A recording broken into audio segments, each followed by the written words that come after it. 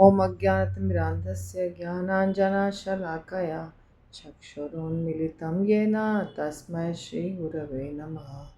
श्रीचैतन्यमनोभीष्टं स्थापितं येन भूतले स्वयं रूपः कदा मह्यं ददाति स्वपदान्तिकं। वन्देऽहं श्रीगुरो श्रीयुतापदकमलं श्रीगुरून् वैष्णवांश्च श्रीरूपं साग्रजातं सहगणा रघुनाथान्वितं तं सजीवं साद्वैतं सावधूतं परिजनसहितं कृष्णचैतन्यदेवं श्रीराधाकृष्णपादान् सहगणा ललिता श्रीविशाखान्वितांश्च। जय श्री कृष्ण चैतन्य प्रभु नित्यानंद श्री अद्वैत गदाधर शिवासादि गौरभक्तवृंद। हरे कृष्णा कृष्ण कृष्ण हरे हरे, हरे राम राम राम हरे हरे। चैतन्य चरितामृत आदि लीला 5वां अध्याय, श्लोक संख्या 27 और 28। ठीक है, हम लोग इसको सिर्फ श्लोक का अर्थ देखे थे, पूरा तात्पर्य इत्यादि बाकी है जो बड़ा है। स्वरूप विग्रह कृष्णेर केवल द्विभुज, नारायण रूपे से तनु चतुर्भुज, शंख चक्र गदा पद्म महा ऐश्वर्यमय, श्री भू नीला शक्ति जार चरण सेवया। तो भगवान कृष्ण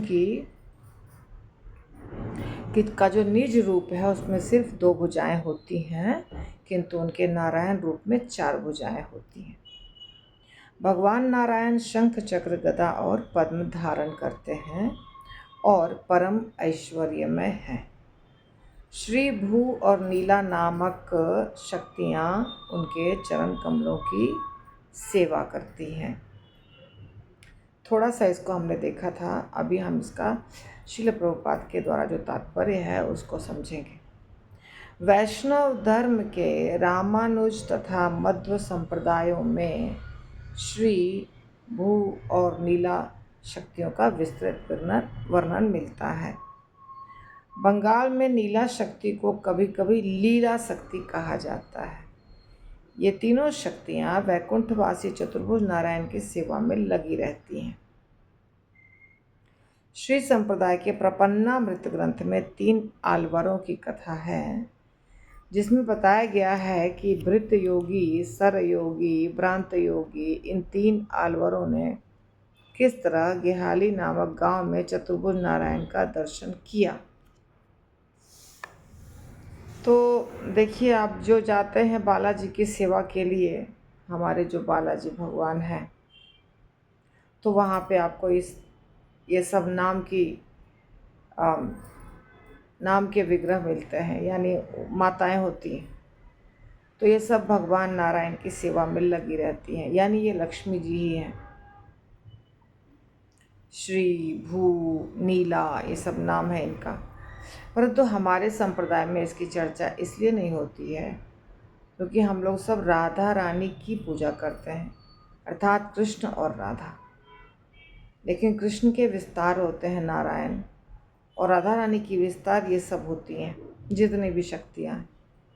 आदि शक्ति राधा रानी, और फिर उनसे जो अलग अलग शक्तियाँ विस्तारित होती हैं वो सब अलग अलग नामों से या अलग अलग भगवान के रूपों के साथ जुड़ी हुई हैं। जैसे नारायण भगवान के अलग अलग रूप हैं, तो भगवती के भी अलग अलग रूप हैं। दुर्गा माता शिव जी के साथ जुड़ी हुई हैं, या उमा या पार्वती, ये सब एक ही माता के अलग अलग रूप हैं। शिव जी 11 रूप में होते हैं, 11 रुद्र होते हैं। इसी प्रकार अनेकों प्रकार के विष्णु होते हैं, उनके सेवा के अनुसार, मूड के अनुसार उनका नाम है अलग अलग। ठीक है, तो उनके साथ फिर वो उनकी शक्ति जो होती है और उनके भी नाम हैं अलग अलग। इसमें कुछ ज़्यादा दिमाग लगाने की ज़रूरत नहीं, सिर्फ सिंपल है। ठीक है। तो हमारे जैसे हमारा संप्रदाय है ब्रह्म मध्व गौड़ीय, वैसे ही श्री संप्रदाय है जो लक्ष्मी जी से आ रहा है।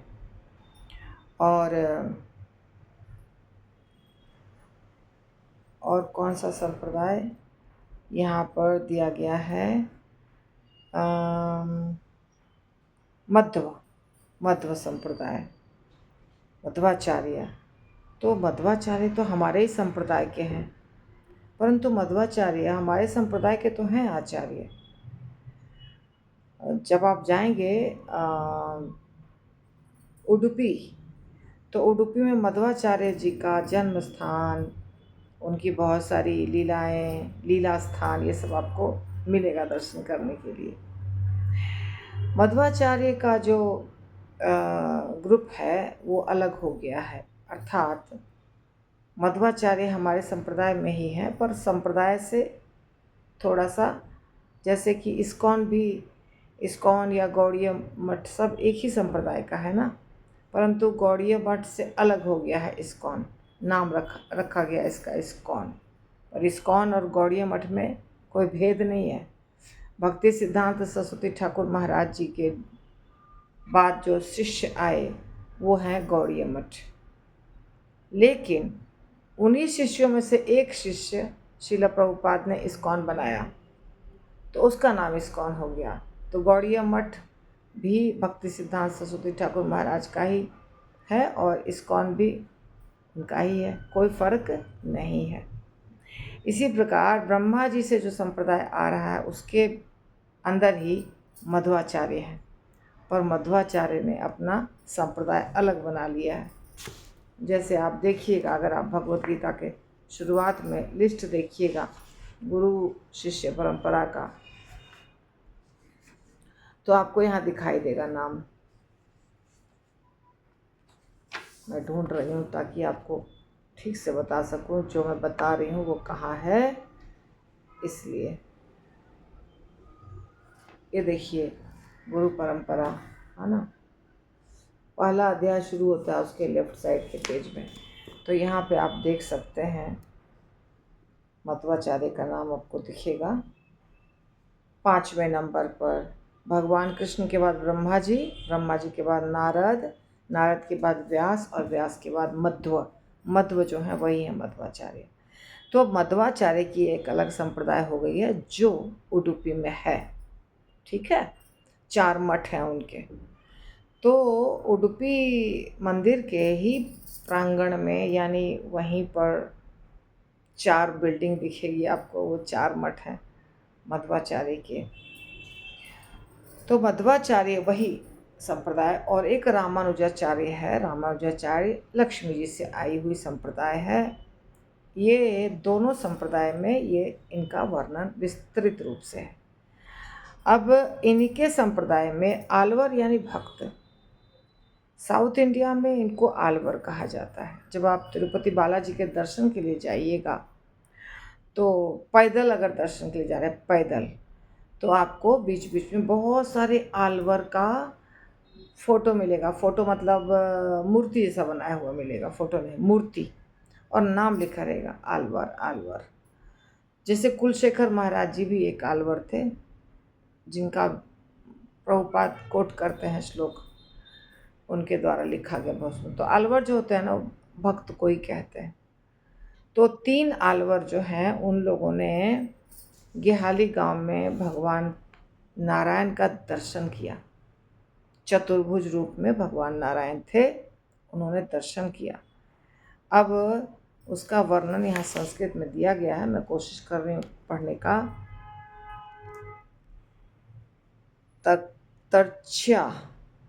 तर्च्याधिरूढ़ं तडिदम्बुदाभं, तर्च्याधिरूढ़ं तडिदम्बुदाभं, लक्ष्मीधरं वक्षसि पंकजाक्षं, हस्तद्वये शोभित शंखचक्रं, विष्णुं ददृशुर्भगवन्तमाद्यम् बाहुं कमनीयगात्रं पार्श्वाद्वये शोभितभूमिनीलं पीताम्बरं भूषितांगं चतुर्भुजं चन्दनरूषितांगम। ये है उनके द्वारा वर्णन किया है। जब उन्होंने दर्शन किया भगवान नारायण का तो ये वर्णन किया। उन्होंने कमल नेत्र भगवान विष्णु को गरुड़ पर आसीन और लक्ष्मी को अपने वक्षस्थल पर लगाए देखा। भगवान नारायण के वक्षस्थल पर लक्ष्मी जी का निवास है। तिरुपति बालाजी की कथा जो है, अगर आप सुनेंगे, मेरा भी है तिरुपति बालाजी का कथा का वर्णन, आई डोंट नो, हाँ वीडियो में भी है, तो बहुत विस्तार पूर्वक कई एपिसोड्स हैं। तो तिरुपति बालाजी के लीला में हम देखते हैं कि कैसे लक्ष्मी जी को उन्होंने अपने वक्षस्थल पर धारण किया है। क्यों, उसके पीछे क्या कारण है। उनका 2 विवाह हो गया था, एक उनकी पत्नी थी और एक और विवाह हो गया।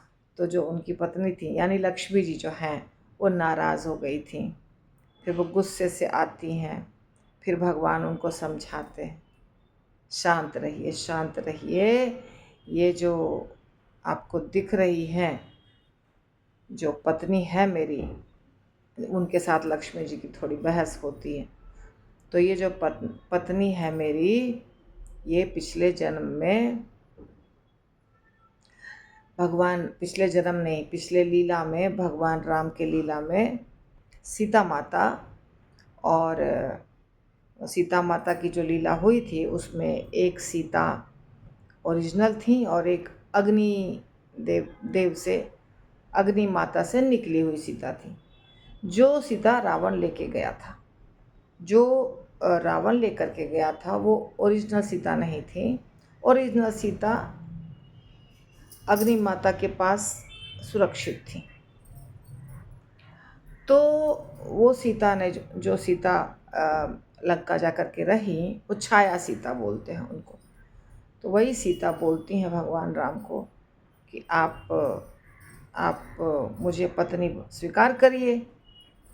तो भगवान राम उनको ही पत्नी स्वीकार किए हैं, वो कोई अलग नहीं है। तो ऐसे समझाते हैं बालाजी वेंकटेश्वर। तो जब ऐसे समझाते हैं तो लक्ष्मी जी समझ जाती हैं, ठीक है कोई बात नहीं। तो लक्ष्मी जी को वो वक्षस्थल पर धारण करते हैं। और भी लीला होगी, ऐसा नहीं कि यही लीला है, पर इस लीला में भी ये कथा है। तो लक्ष्मी जी भगवान के वक्षस्थल पर रहती हैं। वे बिजली की चमक से युक्त नीले बादल के समान थे। ये भगवान जब दर्शन किया, ये 3 आलवर ने, जिनका नाम है भूत योगी, सर योगी, भ्रांत योगी, ये 3 आलवर हैं यानी 3 भक्त हैं जिन्होंने भगवान का दर्शन किया। तो क्या रंग था भगवान का, नीले बादल के समान रंग था। 4 भुजाएं थी, उनमें शंख चक्र गदा और पद्म थे। उनकी भुजाएं, भगवान की भुजाएं लंबी होती हैं, घुटने तक आती हैं। और इस दुनिया में भी कहा जाता है कि जो लंबी भुजाओं वाले लोग होते हैं वो महात्मा होते हैं, यानी महात्मा के लक्षण है कि उनकी भुजाएं लंबी होनी चाहिए। तो भगवान की भुजाएं लंबी थी। अभी चैतन्य महाप्रभु के लीला में भी एक गीत है, आजानुलंबित भुज, आजानुलंबित भुज, लंबी भुजाएं थी। यहाँ पर भी है ना, आजानुबाहुम कमनीय गात्रम। तो लंबी भुजाएं थी जो घुटने तक आ रही थी, सुंदर अंग था और उसमें चंदन का लेप था। भगवान के अंग में चंदन का लेप किया जाता है। चंदन का लेप यानी जब उनका स्नान इत्यादि हो जाता है, अभिषेक हो जाता है, तो फिर चंदन, जैसे पाउडर, क्रीम इत्यादि आर्टिफिशियल जो लगाते हैं आजकल के ज़माने में, वो नहीं लगाते हैं भगवान। भगवान के शरीर पर ओरिजिनल चंदन का को घिस करके उसका लेप किया जाता है, जिसमें खुशबू भी होती है और वो शरीर के लिए बहुत अच्छा भी होता है। तो वो चंदन का लेप चैतन्य महाप्रभु के समय में जब भी कोई लीला होती थी, कोई बड़ा सा प्रोग्राम होता था, तो उसमें सब सारे भक्तों को चंदन यहाँ पे लेपित किया जाता था। भगवान को माता चंदन लगाती थी, भगवान कृष्ण को भी माता चंदन लगाती थी। और माधवेंद्रपुरी के समय में चंदन यात्रा शुरू हुई। तो आपको पता है, सॉरी, माधवेंद्रपुरी ही थे ना, गोपाल जी को लाने के लिए भेजा था भगवान ने। तो चंदन लाने भेजा था गोपाल जी ने भगवान और माधवेंद्रपुरी को चंदन लाने भेजा था। कहाँ पर? मलय पर्वत से, उड़ीसा से। तो उस समय ही ये लीला हुई कि सारा चंदन वहीं रह गया जहाँ पे माधवेंद्रपुरी रुके थे रात को, कि चलो रात को थक के रुके हैं। और वो मंदिर था गोपीनाथ जी का। तो रात को दर्शन दिए गोपाल जी, बोले कि जो चंदन तुम मेरे लिए ला रहे हो वहीं लगा दो गोपीनाथ जी को, उनमें और मेरे में कोई अंतर नहीं।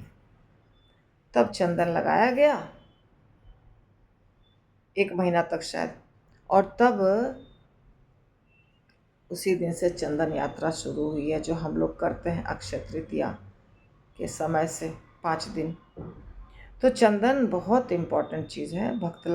मतलब ये ओरिजिनल चंदन लगाना चाहिए। ये जो हम लोग गोपी चंदन लगाते हैं वो तो शॉर्टकट है, वो तो गोपियों का चंदन है, जो द्वारका में चंदन का तालाब है, जो मिट्टी गोपियाँ लगाती थी। परंतु भगवान को लकड़ी जो होता है चंदन का, उसको घिस के लगाना चाहिए। श्रृंगार है भगवान का ये। देखिए, असली जो भगवान है, जो दर्शन दिए हैं, उनके भी शरीर में चंदन का लेप है, और जो आभूषण है वो चमक रहे हैं। वस्त्र क्या पहने हुए हैं? पीताम्बर। पीताम्बर, अंबर यानी कपड़ा, और पीत यानी पीला, पीले रंग का वस्त्र पहने हुए हैं। और उनके दोनों ओर भूमि और नीला नामक शक्तियाँ खड़ी थी, है ना। भूमि और नीला नामक शक्तियाँ खड़ी थी। तो भगवान की सेवा ऐसा नहीं होता कि भगवान को एक पत्नी है, एक पति है, ऐसा नहीं होता। लक्ष्मी सहस्त्र शत संभ्रम सेव्यमानम गोविंदम आदि पुरुषम तमहम भजामि। हजारों लक्ष्मियाँ भगवान की सेवा करती, वो सब लक्ष्मियाँ भगवान से ही निकली हैं, प्रकट हुई हैं। सेवाएं बहुत ज़्यादा होती हैं भगवान के पास, भगवान के धाम में सेवाएं बहुत होती हैं, और भगवान के धाम में भक्त भी बहुत हैं। तो सारे भक्त सेवा में जुड़ जाते हैं। जैसे देखिए, अभी हमारा जन्माष्टमी था, तो जन्माष्टमी में इतने भक्त आ गए सेवा करने के लिए कि सेवा कम पड़ गया। सबको सेवा चाहिए, सबको। लेकिन जन्माष्टमी के पहले 364 दिन में सब लोग सेवा नहीं करते।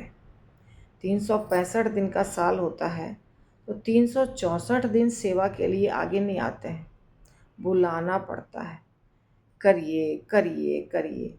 और जन्माष्टमी में सबको सेवा चाहिए। तो जहाँ 5 माताजी से काम चल सकता है, वहाँ 10 माताजी हमको डालना पड़ता है, क्योंकि सबको सेवा चाहिए। परंतु भगवत धाम में हमेशा सारे भक्तों को सेवा चाहिए, हमेशा, हर क्षण सब सेवा करने के लिए तैयार रहते हैं। तो भगवान के चरण कमल को दबाने के लिए एक लक्ष्मी जी की आवश्यकता है, पर भगवान के चरण कमल को दबाने के लिए हजारों लक्ष्मी जी तैयार रहती हैं। ऐसा है, जो उनकी लीडर होती हैं वो बोलती हैं आप ये करिए, आप ये करिए, आप ये करिए। अगर हम हज़ारों जितने भक्त हैं हमारे ग्रुप में या इस्कॉन में या इस दुनिया में, वो अगर 365 दिन सेवा करेंगे तो सेवाएं बहुत हो जाएंगी। ऐसा नहीं है कि सेवा की कमी है, लेकिन चूँकि हमेशा नहीं करते हैं इसलिए सेवा मिलता नहीं है, बहुत दिक्कत होती है। जब सारे भक्त हमेशा सेवा करेंगे तो एक्सपैंड होगा, सेवा बढ़ेगा और मंदिर बढ़ेंगे और भक्त बढ़ेंगे, सब कुछ। मंदिर दिल्ली में 18 मंदिर है। अभी आप सोचिए 18 मंदिर है तो कितने ज़्यादा भक्तों को सेवा मिलती होगी। हर मंदिर के नज़दीक वाले जो भक्त हैं उनको सेवा मिल जाएगी। 18 मंदिर है तो 18 जगह सेवा एक साथ चल रही है, 18 जगह अभिषेक एक साथ चल रहा है जन्माष्टमी के दिन। अगर पूरे दिल्ली में एक मंदिर होता तो बताइए, हो जाता ना बहुत सारे भक्त और एक ही सेवा करने का स्थान एक ही है। लेकिन 18 मंदिर है तो 18 जगह अभिषेक हो रहा है, 18 जगह दर्शन हो रहा है, 18 जगह हर चीज़ हो रहा है। तो इसका मतलब मैक्सिमम लोगों को, बहुत ज़्यादा लोगों को सेवा मिल रही है। इसीलिए प्रचार करना, बुक डिस्ट्रीब्यूशन करना इत्यादि हमेशा जारी रहना चाहिए, ताकि मंदिर ज़्यादा हो जाए, प्रीचिंग सेंटर ज़्यादा हो जाए और उसी के अनुसार सेवा भी अपने आप ज़्यादा हो जाएगा। सेवा का मौका सब लोगों को मिल जाएगा, है ना। ये है बात। तो अब आगे चैतन्य चरितामृत हम कल करेंगे। हरे कृष्णा।